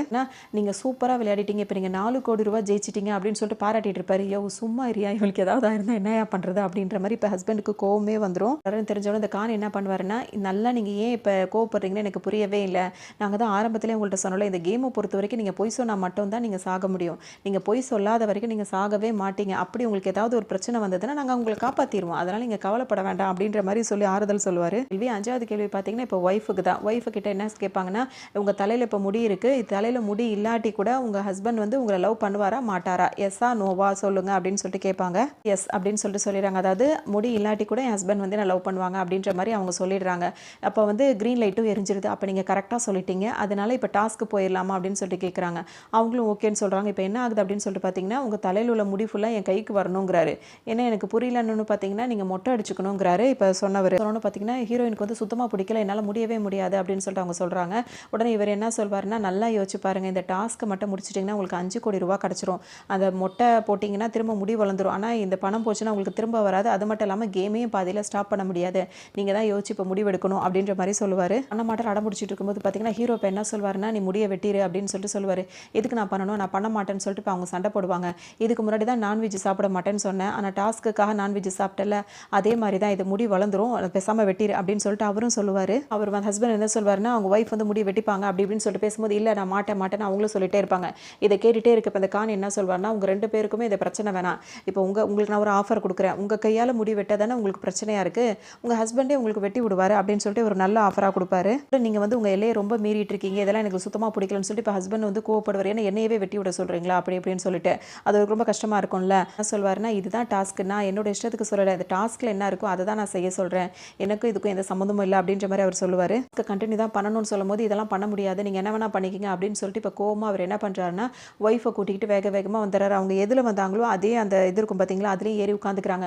உட்காரும்போது பார்த்தீங்கன்னா, உங்களுக்கு வாக்கி டாக்கியில் கால் வருது, எடுத்து அட்டன் பண்ணி பேசும்போது, இன்னும் 10 கிலோமீட்டர் தூரம் போனீங்கன்னா அங்கேயே உங்கள் 2 பேருக்கு கதையை முடிஞ்சு போயிடும். ஏன்னா கேம் ரூல்ஸ் படி அதுதான், நீங்கள் கையில் கட்டியிருக்கீங்களே ஒரு வாட்ச், அதில் வந்துட்டு இந்த மாதிரி வெடிக்கிறதுக்கு எல்லா விஷயமும் இருக்குது அப்படி இப்படின்னு சொன்னோன்னு பார்த்தீங்கன்னா இவருக்கு தூக்கி வாரி போட்டுரும். ஒரு வழி இல்லாமல் 2 பேருமே ரிட்டர்ன் வந்துடுவாங்க. வரும்போது இந்த கான் என்ன சொல்வார்னா, இந்த மாதிரி பாதிலேயே கேம் எல்லாம் விட்டு போகக்கூடாது, போய் டாஸ்க்கை வந்து கம்ப்ளீட் பண்ணுங்க அப்படின்னு சொல்லும் போது இவங்களுக்கு வேறு வழியே இல்லாமல் ஒய்ஃப் உட்காந்து கதறி அழுவ ஆரம்பிச்சிருவாங்க. இப்போ இவரே போய் அவங்க ஒய்ஃபுக்கு மொட்டையும் அடிச்சு விட்டுருவாரு. கொஷின் 6வது கொஷின் யாருக்கு போகுது அப்படின்னு சொல்லிட்டு பார்த்தோம்னா ஹீரோவுக்கு போகுது. அவங்கள்ட்ட இப்போ என்ன கேட்பாங்கன்னா, உங்கள் ஒய்ஃபை இது வரைக்கும் நீங்கள் அரைஞ்சிருக்கீங்களா, உங்கள் ரொம்ப லவ் பண்ணுறேன்னு சொல்கிறீங்களா, இது வரைக்கும் நீங்கள் அவங்கள அடிச்சிருக்கீங்களா அப்படின்னு சொல்லிட்டு கேட்பாங்க. ஃப்ளாஷ்பேக் ஹீரோ யோசிச்சு பார்ப்பார். அதில் என்ன நடந்திருக்கும் அப்படின்னு சொல்லிட்டு பார்த்தீங்கன்னா, இவங்களுக்கு கல்யாணத்துக்கு அப்புறம் வந்துட்டு இவங்களுக்கு குழந்தை உண்டாயிருப்பாங்க. அந்த குழந்தைய பார்த்தீங்கன்னா அது ஆசையாக வளர்க்கலாம்னு சொல்லிட்டு ஹஸ்பண்ட் ஆசைப்பட்டிருப்பார். ஆனால் ஒய்ஃப் என்ன பண்ணியிருப்பாங்கன்னா, இப்போ வந்து நம்மளுக்கு ஃபினான்ஷியலாக நம்ம வந்து ஸ்டடியாக இல்லை அப்படின்ற காரணத்துக்காக இப்போதைக்கு குழந்தை வேணான்ற மாதிரிலாம் அவங்க வேலைகள்லாம் பண்ணியிருப்பாங்க. இதை வந்து ஹஸ்பண்டோட அனுமதி இல்லாமல் அவங்க செஞ்சுருப்பாங்க. இதனால இந்த விஷயம் அவருக்கு தெரிஞ்சவொன்னே அவர் வந்து செம்மையாக கோவப்பட்டு ஓங்கி ஒரு அறை அரைஞ்சிருப்பார். அதை தான் இங்கே வந்து என்ன சொல்வார், ஆமாம் எஸ்ன்னு சொன்னோன்னே பார்த்தீங்கன்னா க்ரீன் லைட்டும் எரிஞ்சிரும். சொன்னோன்னே இவங்க ரொம்ப வருத்தத்தில் உட்காந்துட்டு இருப்பாங்க. இப்போ அவர் என்ன சொல்வாருன்னா, இவங்க ஒய்ஃப்ட்ட சொல்லுவார், அதாவது திவான் உங்கள் ஹஸ்பண்ட் வந்து உங்களை வந்து அரைஞ்சிட்டார்ல, இப்போ நீங்கள் பதிலுக்கு அவர் அறைய வேண்டாம், அது மாதிரி நீங்கள் இப்போ அவரை அறையணும். அதுவும் ஒரு அறை 2 அறை கிடையாது, இங்கே ஒரு மீட்ரு பாக்ஸ் வச்சுருக்கோம், இதில் வந்து 120 நீங்கள் அறையிற அறையில் அது 120 வரணும். அந்த 120 வந்தால் மட்டும்தான் அந்த டாஸ்க்கை வந்து கம்ப்ளீட் ஆகும் அப்படின்னு ஒன்று பார்த்தீங்கன்னா, இவங்க ஸ்டார்டிங்கில் மெதுவாக அடிக்க ஆரம்பிச்சு அவர் கண்ணை சவந்து தனியாக உருண்டு ஓடுற அளவுக்கு அறைய ஆரம்பிச்சிருவாங்க. அப்போ தான் அது 120 தொடும். அறைன்னு சொல்லியிருப்பார். அதனால் ஒய்ஃபும் வந்து அழுதுகிட்டே வேறு வழி இல்லாமல் அரைஞ்சிருப்பாங்க. ஆனால் கிட்டத்தட்ட 15 அறைக்கு மேலே வாங்கியிருப்பார். அதுக்கப்புறம் தான் அது 120 வந்திருக்கும். இந்த டாஸ்க்கை முடிச்சிட்டோன்னு சொல்லும்போது பார்த்தீங்கன்னா ஒய்ஃபுக்கு இப்போ ரொம்ப கஷ்டமாக இருக்குது, அழுதுகிட்டே இருப்பாங்க. இப்போ மன உளைச்சல் ஆரம்பிச்சிருச்சு, முடி போச்சு, புருஷனே அரைஞ்சாச்சு, மூஞ்சும் மாறிடுச்சு, அவர் மூஞ்சும் மாறிடுச்சுன்ற பல கஷ்டங்கள் அவங்களுக்குள்ளே வந்திருக்கும். இப்போ 2 பேரும் இதுலேருந்து வெளியே தப்பிக்கவே முடியாதுன்ற ஒரு சூழ்நிலையில் வந்து மாட்டிகிட்டு இருப்பாங்க. சரி ஓகே, நீங்கள் இன்னும் கொஞ்சம் பணம் வின் பண்ணிட்டீங்க, இதை பற்றி யோசிச்சிட்டே இருங்க, நான் இப்போ வந்துடுறேன் அப்படின்னு சொல்லுவார். இந்த டைமில் அந்த கான் இருக்கார்ல, அவருக்கு ஒரு கால் வரும். உடனே அவர் தனியாக போய் பேசிகிட்டு இருப்பார். ஒய்ஃப் கிட்ட போய் சமாதானப்படுத்திட்டு பேசுவார். இது வந்து கேம் மாதிரியே எனக்கு தெரியல, ஏதோ நம்ம லைஃப்குள்ளே ரொம்ப கனெக்ட் ஆகி போகிற மாதிரியே இருக்குது, அவங்க கேட்குற ஒவ்வொரு கேள்வியும் நம்மளுக்கு சில விஷயங்களை ஞாபகப்படுத்துகிற மாதிரியே இருக்குது அப்படின்னு சொல்லிட்டு சொல்லுவார். கேட்கலாம் வரீங்களா, கேம் ரெடி ஆயிடுச்சு அப்படின்னு சொல்லும்போது பார்த்தீங்கன்னா இப்போ அடுத்த கேள்வி என்னென்னா, சம்மந்தம் இல்லாத ஒரு ஆளை வந்து எதுக்காவது நீங்கள் கஷ்டப்படுத்திருக்கீங்களா அப்படின்னு கேட்கும்போது இவங்க வந்து என்ன சொல்லுவாங்கன்னா, யாரையும் நாங்கள் சம்மந்தம் இல்லாமல் யாரையும் நாங்கள் கஷ்டப்படுத்துனது இல்லை அப்படின்னு சொல்லுவோம். இப்போ க்ரீன் லைட்டும் எரிஞ்சிருது. இவங்க டாஸ்கில் அதாவது இவங்க கேள்விக்கு கரெக்டாக பதில் சொல்லிட்டாங்க. இப்போ டாஸ்க்குள்ளே போகணும் சொல்லிட்டு பார்த்தீங்கன்னா அவங்க நிறைய ஒரு நம்பர்ஸ்லாம் வச்சுருப்பாங்க. இது எல்லாமே வந்து காரோட நம்பர், காருக்கு பின்னாடி நம்பர் இருக்கும்ல, அந்த நம்பர் பிளேட்டில் உள்ள நம்பர் தான். இதில் ஏதாவது ஒன்று நீங்கள் செலக்ட் பண்ணணும்னு சொல்லுவாங்க. அவரும் ஒரு நம்பரை செலக்ட் பண்ணிடுவார். அந்த கார் வந்து பார்த்தீங்கன்னா தூரத்தில் நின்றுட்டு இருக்கும். அந்த காரை போய் இப்போ நீங்கள் அடிச்சு நொறுக்கணும் அப்படின்னு சொல்லுவாங்க. நான் எதுக்காக போய் அந்த காரை போய் அடிச்சு நொறுக்கணும்னு கேட்கும்போது இதுதான் டாஸ்க், இதுதான் நீங்கள் பண்ணணும்னு சொல்லிட்டு சொல்லுவார். செலக்ட் பண்ணி கொடுத்தாங்களே அந்த கார், இதெல்லாம் வந்துட்டு சும்மா இவங்க ரூம்குள்ளே வச்சிருக்கிற ஷோரூம் கார் கிடையாது, பொதுமக்களோட கார். பொதுமக்களோட நம்பர் பிளேட்டெல்லாம் இவங்க நம்பரை குறித்து வச்சுட்டு அந்த காரில் ஒரு காரை செலக்ட் பண்ணி கொடுத்துருக்காங்க. இவர் பாட்டுக்கு இவங்க சொன்ன உடனே டாஸ்க்கை மீற முடியாதுன்னு ஒரு கட்டையை தூக்கிட்டு போகிறாரு. உள்ளே அவர் கார் ஓனர் உட்காந்துட்டு இருக்காரு. மேலே நின்றுட்டு இவர் பாட்டுக்கு காரை உடைக்க ஆரம்பிச்சிடறாரு. அவருக்கு கோவம் வந்துடுது, என்னடா முன்ன பண்ண தெரியாத வந்து காரை உடைச்சிட்டு இருக்கேன்னு சொல்லிட்டு சும்மா இல்லாமல் அவர் சண்டைக்கு வர இவர் சண்டைக்கு வர 2 பேரும் சட்டையை பிடிச்சி உருண்டுகிட்டு இருப்பாங்க. இதை வேடிக்கை பார்க்குறவங்க வந்து சில பேர் வீடியோ எடுக்க, சில பேர் என்ன பண்ணுறாங்க போலீஸ்க்கும் கால் பண்ணி சொல்லிடுறாங்க. இப்போ இந்த இடத்துக்கு போலீஸும் வந்துடுது. இவர் பிடிக்க போகிறாங்கன்னு இவருக்கு தெரிஞ்சிச்சு. இவர் டக்குன்னு என்ன சொல்வார்னா அவங்கள்ட்ட ஹெல்ப் கேட்பார். இந்த மாதிரி நாங்கள் ஒரு கேம் ஷோ அப்படின்னு சொல்லிட்டு மாட்டிகிட்டு இருக்கோம், எப்படியாவது எங்களை காப்பாற்றுங்க, நாங்கள் ஒரு ஆபத்தில் இருக்கோம் அப்படின்னு சொல்லிட்டு சொல்லுவார். இப்போ அந்த கேம் நடத்துகிறவங்களோட காரும் அங்கே வருது. அப்பவும் இவர் ஹீரோ என்ன பண்ணுறாருன்னா நம்ம ஒய்ஃப் அங்கே இருக்கா அப்படின்னு சொல்லிட்டு என்ன ஏன்னா இப்போ இவங்க வந்துட்டாங்கன்னா அவங்க ஒய்ஃப் ஞாபகம் அவருக்கு வந்துடுது. டக்குன்னு அந்த இன்ஸ்பெக்டர் எழுதி அவரோட திங்ஸ் எல்லாம் எடுத்து வச்சுட்டு இப்போ எங்களுக்கு ஒரு வழி தெரியல, என் ஒய்ஃபை இப்போ நான் காப்பாற்றி ஆகணும் அப்படின்னு சொல்லிட்டு இங்கேயும் வந்துடுறாங்க. வந்த உடனே என் ஒய்ஃப் எங்கன்னு சொல்லிட்டு ஹீரோ கேட்பாரு. வாங்கினா நீங்கள் வந்து டாஸ்க்கை வந்து கம்ப்ளீட் பண்ணிட்டீங்க, அதாவது அந்த காரை உடச்சி டாஸ்க்கை முடிச்சிட்டீங்க, ஆனால் வந்து ரூல்ஸை வந்து நீங்கள் பிரேக் பண்ணிட்டீங்க, அதாவது வெளியே உள்ள ஆளுங்க கிட்ட நம்மளை பற்றி விஷயங்கள் சொல்லக்கூடாதுல்ல, நீ எதுக்காக நீ சொன்ன அப்படின்னா உன்னை நான் இப்போ பனிஷ் பண்ணி ஆகணும் அப்படின்னு சொல்லிட்டு சொல்லுவார். பனிஷ்மெண்ட் என்னவா இருக்கும் அப்படின்னு சொல்லிட்டு பார்த்தீங்கன்னா நீங்கள் பண்ண வேலைக்கு வந்து உங்கள் ஒய்ஃபை தான் தண்டிக்க போகிறோம் அப்படின்னு சொல்லுவாங்க. இப்போ அது ஒரு பெரிய ஒரு பார் அந்த மாதிரி இடம் இருக்கும்ல, அந்த இடத்துக்கு அவங்க ஒய்ஃபை கூட்டு போய் கட்டி போட்டு வச்சுருப்பாங்க. கட்டி போட்டு வச்சுட்டு இப்போ அங்கே உள்ள ஆளுங்கள்லாம் வந்துட்டு இவங்களோட ட்ரெஸ்ஸை வந்துட்டு அவங்க ஒய்ஃபோட ட்ரெஸ்ஸை கொஞ்சம் கொஞ்சமாக இது பண்ணிட்டு இருப்பாங்களாம். இது உங்களால் முடிஞ்சால் அதுக்குள்ளே போய் நீங்கள் அவங்க ஒய்ஃபை காப்பாற்றிக்கிங்க, அதெல்லாம் அவங்களெல்லாம் அடிச்சு போட்டு அப்படின்னு பார்த்தீங்கன்னா ஹீரோக்கு சமக்கம் வரும். வேகமாக அந்த இடத்துக்கு வருவார். வந்து இருக்கிற எல்லாரையும் போட்டு அடின்னு போட்டு அடிச்சு போட்டு அவங்க ஒய்ஃபையும் காப்பாற்றிடுவார். இப்போ அவங்க ஒய்ஃப் என்ன சொல்லுவாங்கன்னா வேணாம், இந்த கேமே வேண்டாம், இதுலேருந்து என்னை எப்படியாவது இங்கேருந்து கூட்டிகிட்டு போயிடு அப்படின்ற மாதிரி கதற ஆரம்பிச்சிருவாங்க. ஹஸ்பண்ட் வந்து அந்த கான்ட்ராக்டில் அவர்கிட்ட போய் என்ன சொல்வார்னா எங்களுக்கு இந்த கேம் வேண்டாம், இது ஒரு கேம் இல்லை அப்படின்றது எங்களுக்கு நல்லாவே புரியுது அப்படின்னு சொல்லும்போது இவர் இந்த கான் என்ன சொல்வார்னா இது ஒரு கேமாக இருக்கிறதுனால மட்டும்தான் நீங்கள் உயிரோடு இருக்கீங்க, இது எல்லாமே உங்கள் லைஃப்பில் நடந்திருந்தால் என்றைக்கும் நீங்கள் வந்து இறந்து போயிருப்பீங்க, இப்போ வரைக்கும் நீங்கள் உயிரோடு இருக்க மாட்டீங்க அப்படின்னு சொல்லுவார். நீங்கள் 7 கேள்வி சொல்லிட்டு நிறையாவே நீங்கள் டாஸ்க்கை வந்து முடிச்சிட்டீங்க. இப்போ 8வது கேள்விக்கு போகிறோம். 8வது கேள்வியில் பார்த்தீங்கன்னா அதில் ஒரு குட்டி அது ஒரு பிரான்ச் பிரித்து அதில் ஒரு 7 கேள்வி இருக்கும். அது ரொம்ப ஈஸி தான் அப்படின்ற மாதிரி சொல்லுவாங்க. அந்த 7 கேள்வி இருக்குல்ல, அந்த 7 கேள்விக்கும் வந்து நீங்கள் உண்மை சொல்லக்கூடாது, பொய் தான் சொல்லணும். அதாவது இதுக்கு முன்னாடி கேட்ட கேள்வியெல்லாம் வந்து நீங்கள் பொய் சொல்லக்கூடாதுன்னு சொல்லியிருந்தாங்களே, இப்போ கேட்க போகிற அந்த 7 கேள்விக்கு வந்து நீங்கள் உண்மையை கூட பொய்யா சொல்லணும். அதாவது உதாரணம் எப்படி சொல்லலாம்னா இப்போ உங்கள் ஹஸ்பண்டோட பேர் திவான் தானே, அது வந்து உங்கள் ஹஸ்பண்டோட பேர் வந்து திவானா அப்படின்னு நான் கேட்கும் போது நீங்கள் வந்து நோ சொல்லணும், அதாவது பொய் சொல்லணும், அதான் விஷயம். இப்போ கேம்குள்ளே போகலாம் அப்படின்னு சொல்லிட்டு கூட்டு போவார். பார்த்தீங்கன்னா ஹீரோயினுக்கு தான் வருது. அதில் வந்து இப்போ அவங்க என்ன கேட்குறாங்கன்னா கல்யாணத்துக்கு அப்புறம் உங்கள் ஹஸ்பண்டை தவிர நீங்கள் வேறு யார் கூடயாவது உங்கள் பெட் ஷேர் பண்ணியிருக்கீங்களா அப்படின்ற மாதிரி கேட்கவும் அவங்க வந்து என்ன சொல்கிறாங்கன்னா இதுக்கு போய் தானே சொல்லணும். அப்போ டக்குன்னு என்ன சொல்கிறாங்க எஸ்ன்னு சொல்கிறாங்க. எஸ்ன்னு சொல்லும் போது கரெக்டாக க்ரீன் லைட் எரியுது. இதுக்கு நான் விளக்கம் சொல்ல வேண்டியதில்லை, உங்களுக்கு புரிஞ்சிருக்கும். இந்த கான் என்ன கேட்பாருன்னா ஐயோ நீங்கள் வந்துட்டு பொய் சொல்லிட்டீங்க, இங்கே பாருங்கள் பொய் தானே சொல்லணும், நீங்கள் என்ன உண்மையை சொல்லிட்டீங்களா, க்ரீன் லைட் எரியுது அப்படி இப்படின்னு சொல்லிட்டு கேட்கும்போது இல்லை நான் வந்து இப்படி தான் சொன்னேன் அப்படி தான் சொன்னேன்னு அவங்க சமாளிப்பாங்க. இது பார்த்தீங்கன்னா அவங்க இல்லைன்னு சொல்லிட்டே இருப்பாங்க. அவங்களுக்கு ரொம்ப வருத்தமாக இருக்கும். டக்குன்னு இப்போ என்ன பண்ணுவாங்கன்னா சரி அப்போ நான் அந்த மாதிரி செய்யலை அப்படின்னு சொல்லும்போது பார்த்தீங்கன்னா அவங்க யார் கூட அந்த தப்பு பண்ணாங்களோ அந்த பேரை சொல்லி கேட்பாங்க. அப்போ அவருக்கு கால் பண்ணலாமான்னு சொல்லும்போது இப்போ ஒய்ஃபோட முகமே மாறி போயிடும். டக்குன்னு இப்போ ஹஸ்பண்டுக்கு வந்து கோவம் வரும். என்ன தான் நடக்குது, யார் அது அப்படி இப்படின்னு சொல்லிட்டு இவர் இப்போ தான் இவருக்கு கேட்டுட்டு இருக்காரு. உடனே இப்போ அந்த கான் இருக்கார்ல அவர் என்ன சொல்வாருன்னா ஹீரோயினோட ஃபோன் இருக்குல்ல அந்த ஃபோன் எடுத்து அவர் அந்த மேனேஜர் இருக்காங்களா அவங்களுக்கு வந்து ஒரு மெசேஜ் போடுவார். அன்றைக்கி நைட்டு நம்ம எப்படி இருந்தோமே அப்படி இப்படின்றத பற்றி பேசும்போது பார்த்தீங்கன்னா அவரும் அதுக்கு தகுந்த மாதிரி ரிப்ளை போட்டுருவார். அப்போ இது என்ன அப்படின்னு சொல்லிட்டு கேட்கும்போது பார்த்தீங்கன்னா இப்போ ஹஸ்பண்டுக்கு நல்லா தெரிஞ்சிருச்சு. அவர் ஒன்று திட்டும் போது பார்த்தீங்கன்னா இப்போ உங்கள் ஒய்ஃப் போய் அவங்கள்ட்ட போய் மன்னிப்பு கேட்டு ரொம்ப கெஞ்சுவாங்க. இல்லை என்னை தப்பாக நினச்சிக்காதீங்க, உங்கள் மேனேஜர் வந்துட்டு இப்படி நான் பண்ணல அப்படின்னா உங்களை வேலையை விட்டு தூக்கிடுவேன் அப்படின்னு சொல்லிட்டு சொன்னார். நம்மளுக்கு வேலை ரொம்ப முக்கியம் இல்லை, அதனால தான் நான் அந்த மாதிரிலாம் பண்ணேன் அப்படின்னு கையவே தொடாத அப்படி இப்படின்ற மாதிரி அவர் ரொம்பவே கோவப்படுவார். என்ன கேட்பாருன்னா உங்களோட என்னன்றது எனக்கு நல்லாவே புரிஞ்சிருச்சு, எங்கள் 2 பேரையும் பிரிக்கணுன்றது தானே உங்கள் பிளானு, அதான் பிரிச்சிட்டிங்கல்ல, ரொம்ப நல்லது நாங்கள் கிளம்புறோம் அப்படின்னு சொல்லிட்டு கிளம்புவார். அதாவது 8 கொஷின் முடிஞ்சிருச்சுல அப்படின்னு சொல்லிட்டு எது கிளம்புறீங்களா, 8வது கொஷின் வந்திருக்கீங்க, அதில் 2 கேள்விக்கு தான் பதில் சொல்லியிருக்கீங்க, இன்னும் கேம் முடியலை அப்படின்னு சொல்லிட்டு அவர் சொல்லுவார். நம்ம இப்போ இந்த கேள்விக்கு வந்து பார்த்தீங்கன்னா அவங்க வந்து பொய் சொல்லியிருக்காங்க, அதாவது பொய் தான் சொல்லணும், அது எனக்கு சரியாக சொல்ல தெரியல, அவங்க பொய் சொல்லியிருக்காங்கல்ல. சொன்னோன்னு பார்த்தீங்கன்னா வந்து பொய் சொன்னால் அவங்க இறந்து போகணும், அதான ரூல்ஸு. அவங்க வந்து பொய் சொன்னதுனால அவங்க இறந்து போகணும்னு இவர் போய் கெஞ்சுவார், என் ஒய்ஃப் எதுவும் பண்ணிடாதீங்க அப்படி இப்படின்னு. என்னையா நீ இப்படி இருக்க, தப்பு பண்ணிட்டான்னு தெரிஞ்சும் அவளை காப்பாற்றணும்னு நினைக்கிற அப்படின்னு சொல்லிட்டு கேட்பாரு. அதனால் இவர் என்ன நினைப்பாருன்னா சரி ஓகே இப்போ என்ன உன் ஒய்ஃபை எதுவும் பண்ணக்கூடாது அவ்வளோதானே, ரூல்ஸ் படி யாராவது ஒருத்தர் சாகணும் அவ்வளோதான் ரூல்ஸு, அதனால் உன் ஒய்ஃபை நீ காப்பாற்ற நினச்சின்னா இதை வச்சுக்க போய் நீ யாரையாவது போய் இது பண்ணிட்டு வா அப்படின்னு. அப்படி அது எதுக்கு நான் பண்ணணும் அப்படின்ற மாதிரி இவர் கேட்பாரு. யாரை போய் இது மாதிரி பண்ணுவேன் அப்படி இப்படின்னு சொல்லிட்டு அவர் யோசிச்சுட்டே இருக்கும்போது சரி ஓகே உனக்கு ரொம்ப இதாக இருந்தால் சரி வா நான் ஒரு ரூம்குள்ளே கூட்டிகிட்டு போகிறேன், அங்கே ஒரு ஆள் இருப்பான், அந்த ஆளை நீ பண்ணால் போதும் அப்படின்னு சொல்லிட்டு கூப்பிட்டு வராங்க. கூட்டிகிட்டு வந்தோன்னா அந்த ரூம்குள்ளே பார்க்கும்போது பார்த்தீங்கன்னா அங்கே ஒருத்தர் உட்காந்துருக்காரு. அந்த ஆளை பார்க்கும்போது இவங்க 2 பேரும் ஹஸ்பண்ட் அண்ட் ஒய்ஃப்க்கு அப்படியே தூக்கி வாரி போட்டுருது. அக்ரம் நீ என்ன இங்கே அப்படின்னு சொல்லிட்டு கேட்பாங்க. அதாவது காலேஜில் அவங்க பண்ணிட்டு இருந்தாங்கல்ல அந்த பையன் தான் இங்கே உட்காந்துருப்பான். அது அப்படின்னு சொல்லிட்டு இப்போ இவங்க 2 பேருமே சொல்லுவாங்க ஏன் முடியாது, செஞ்சுதான் ஆகணும், 10 வருஷத்துக்கு முன்னாடி நீ ஆரம்பித்த பிரச்சனை தான் இது, நீ தான் இன்னைக்கு முடிக்கணும் அப்படின்னு சொல்லிட்டு அவர் சொல்லுவார். வந்து உன் ஒய்ஃபை இப்போ நான் கொண்டுடுவேன் அப்படி இப்படின்ற மாதிரி இவர் மிரட்டவும் இவருக்கு வழியே தெரியல. அதோட இப்போ ஃப்ளாஷ்பேக் போகிறாங்க. அந்த ஃப்ளாஷ்பேக்கில் பார்த்தீங்கன்னா இந்த அக்ரம் இருக்காருல்ல அவர் வந்து அப்போ தான் காலேஜ் வந்து சேர்ந்திருப்பாரு. அவர் அதாவது ஜூனியராக வந்து சேர்ந்திருப்பாரு. நல்லா படிக்கக்கூடிய பையனாகவும் இருந்திருப்பாரு. கொஞ்சம் முதல் நாளே பார்த்தீங்கன்னா ஒரு பொண்ணு வரும். அந்த பொண்ணு வந்து பார்த்தீங்கன்னா அக்ரம பலாருன்னு ஒரு அறை போட்டுரும். அறையை போட்டோன்னே யார் நீ எதுக்காக என்ன அரைஞ்ச அப்படின்ற மாதிரி இவர் கேட்கவும் டக்குன்னு என்ன சொல்வார்னா சாரி நான் வேணும்னு அறையில் அவங்க தான் அப்படி செய்ய சொன்னாங்கன்னு சொல்லிட்டு கையை காட்டிடும். அது யாருன்னு திரும்பி பார்த்தா அந்த ஹஸ்பண்ட் அண்ட் ஒய்ஃப் இருக்காங்கல்ல அவங்க சீனியராக இருந்திருப்பாங்க. அதாவது ரேகிங் பண்ணிட்டு இருக்காங்க இந்த அக்ரம்ன்ற பையனை. பேசிட்டு இருக்கும்போது பார்த்தீங்கன்னா இப்போ என்ன கேட்குறாங்க பண்ணுறாங்கன்னா உன் பேர் என்னன்னு கேட்கும்போது அக்ரம் சொல்லிட்டு அந்த பையன் சொல்கிறான். அந்த பொண்ணு அரைஞ்சால உனக்கு கோவம் இல்லையான்னு சொல்லி கேட்பாங்க. இல்லை அப்படின்னு சொல்லிட்டு அந்த பையன் சொல்லிடுறான். அந்த பொண்ணு அரைஞ்சதுக்கு உனக்கு கோவம் வரும், நாங்கள் ரேகிங் பண்ணுறோம் உனக்கு கோவம் வருதுன்னு கேட்கும்போது அவனுக்கு கோவம் வருது, அப்படியே கண்ட்ரோல் பண்ணிக்கிறான்.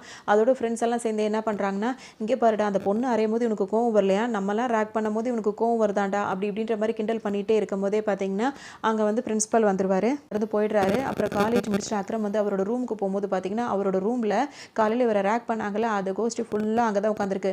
இவருக்கு பார்த்தோன்னு ஒரு மாதிரி ஆகிடுது, என்னடா இது விட மாட்டாங்க போலன்னு நினச்சிட்டே இருக்கும்போது, என்ன காலையில் பண்ணது இன்னும் யோசிச்சிட்டே இருக்கியா, வாடா வாடா அப்படின்ற மாதிரி அவரை கேஷுவலாக கூப்பிட்ற மாதிரி கூப்பிடுவாங்க. பண்ணலாம் வா வா அப்படின்ற மாதிரி கூப்பிடும்போது, என் ரூமில் இந்த மாதிரிலாம் நீங்கள் பண்ணுறது, பொண்ணுங்களெல்லாம் கூட்டு வச்சுட்டு இந்த மாதிரிலாம் இருக்கிறது எனக்கு சுத்தமாக பிடிக்கல, இங்கேருந்து எல்லாரும் வெளியே போங்க அப்படின்ற மாதிரி அந்த பையன் சொல்லுவான். ஏன்னா இவனை வலுக்கட்டாயமாக இவனை படுக்க போட்டு 4 பேர் அவன் வாயில் இந்த மாதிரிலாம் பண்ணி ரொம்பவே ரேக் பண்ணுறாங்க. அதோடு இது முடிஞ்சிருது. அந்த பையனும் மயக்கத்தில் கிடப்பான். மறுநாள் காலேஜுக்கு அவன் வரும்போது பார்த்தீங்கன்னா படியில் அந்த பசங்க எல்லாருமே உட்காந்துருப்பாங்க, இதே குரூப் உட்காந்துருக்கும். இந்த பையன் வரும்போது பார்த்தீங்கன்னா சாக் பீஸ் எடுத்துருவா அப்படின்னு சொல்லிட்டு ஹீரோ சொல்லுவான். டக்குன்னு இவர் என்ன பண்ணுவாருன்னா சாக் பீஸ் எடுக்கிறதுக்கு 2 மாடி போகணும்.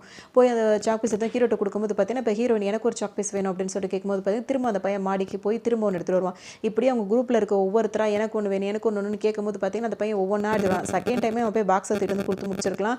ஆனால் அவன் வந்துட்டு பார்த்தீங்கன்னா தனித்தனியாக கொண்டு வந்து கொடுக்க அப்படியே அவனை ஒரு மாதிரியாக பண்ணிகிட்டே இருப்பாங்க. காலேஜுக்கு வரும் ஒருத்த மாட்டிட்டு இந்த மாதிரிலாம் பண்ணுற மாதிரி அவன்கிட்ட என்ன பண்ணுவாங்கன்னா நம்ம ரேபிட் 5 விளையாடலாம் அப்படின்ற மாதிரி கூப்பிட்றாங்க. அவனுக்கு வேணும்னே தெரியாத மாதிரி கொஸ்டின் எல்லாம் கேட்டு கேட்டு படார் அவன் கண்ணத்தில் அரைஞ்சிக்கிட்டே இருப்பாங்க. அது மட்டும் இல்லாமல் அந்த பையன் பாத்ரூம் போனானா லைட் ஆஃப் பண்ணி விட்டு அவனை அங்கேயே பூட்டி விடுறது, அங்கேருந்து ஓடி வந்துடுறது, இந்த மாதிரி எல்லாமே பண்ணுவாங்க. பையன் வரும்போது மேலே பக்கெட்டை வச்சு அந்த மாதிரி கொட்டி விடுறது. அதுக்கப்புறம் பார்த்தீங்கன்னா கையில் ஒரு பேட்டை கொடுத்துட்டு அங்கே ஒரு கடை இருக்கலாம், அந்த கடையை போய் அடிச்சு நொடுக்குன்னு சொல்கிறாங்க, மிரட்டுறாங்க. உடனே அந்த பையனும் போய் அடிச்சு நொடுக்குறான். கடைக்காரன் வந்து இவன் அடிக்க அவன் அடிக்க அப்படியே பிரச்சனை பெருசாகிடும். ஹீரோ டீம் இருக்குல்ல அவங்க எல்லாம் ஓடி போயிடுவாங்க. அந்த கடைக்கார போட்டு இவர் முத்துன்னு முத்திக்கிட்டே இருப்பார். இந்த காலேஜ்லேயும் வந்து இவருக்கு ஒரு நல்ல ஃப்ரெண்டு இருக்குது அப்படின்னா யாருன்னா இவர் ஃபஸ்ட் டைம் வந்து ஒரு பொண்ணு அறைவாங்கல்ல, அந்த பொண்ணு மட்டும் தான் இவங்களோட நல்ல ஃப்ரெண்டாக இருப்பாங்க. அவங்க வந்து என்ன சொல்லுவாங்கன்னா பேசாமல் நீ வேறு காலேஜ் போயிடுறேன்னு சொல்லும்போது அப்படி நான் போகிறேன்னு சொன்னால் எனக்கு இங்கே படிக்க விருப்பம் இல்லையா அப்படி இப்படின்னு சொல்லிட்டு அப்பா நினைப்பாரு. அதனால் நான் இங்கேயே இருந்துக்கிறேன் அப்படின்ற மாதிரி அந்த பையன் சொல்லுவான். அதோட இதுக்கு என்னதான் பிரச்சனை, இங்கே இருந்தால் பிரச்சனை பெருசாகும்னு சொல்லும்போது இல்லை நான் போய் கம்ப்ளைண்ட் பண்ண போகிறேன் அப்படின்னு சொல்லும்போது வேண்டாம் அப்படி கம்ப்ளைண்ட் பண்ணால் இன்னும் இந்த பிரச்சனை வந்து பெருசாகும்னு சொல்லிட்டு அவங்க சொல்லுவாங்க. எடுத்து பார்க்குது இந்த பையனுக்கு செம்ம கோவமாக இருக்கிறனால போய் கம்ப்ளைண்ட் பண்ணலான்னு போகும்போது பார்த்தீங்கன்னா இந்த பசங்களுக்குலாம் நியூஸ் தெரிஞ்சிருது. உடனே அந்த பையனை பிடிச்சிடுறாங்க. பிடிச்சிட்டு எங்களை பற்றியே போய் கம்ப்ளைண்ட் பண்ண போறியா, உனக்கு அந்த அளவுக்கு தைரியம் அடிச்சா அப்படின்னு சொல்லிட்டு அந்த பையனை போட்டு அடின்னு அடிக்கிறாங்க. அடித்தது மட்டும் இல்லாமல் அந்த பொண்ணு இருக்குல்ல இவனோட பெஸ்ட் ஃப்ரெண்டு, அந்த பொண்ணு முன்னாடி இந்த பையனை வந்துட்டு அப்படியே ஃபுல்லாக இவனோட ட்ரெஸ் எல்லாம் இது பண்ணிவிட்டு அந்த மாதிரி ஒரு அசிங்கப்படுத்திடுறாங்க இந்த பையனை. அதுவும் அப்பவும் இவங்க அடங்க மாட்டேங்குது. இதுங்களெல்லாம் இந்த தண்டனைலாம் சாதாரண இதுதான். இதுக்கு முன்னாடி நம்ம டாஸ்க்கெல்லாம் பார்க்கும் போதெல்லாம் இதுங்களை பார்த்தா நம்மளுக்கு பாவமாக இருந்திருக்கும்ல, ஆனால் இதெல்லாம் இதுங்களுக்கு பத்தாதுன்ற மாதிரி தான் நம்மளுக்கு இந்த விஷயம் தெரியும் போது தோணும்.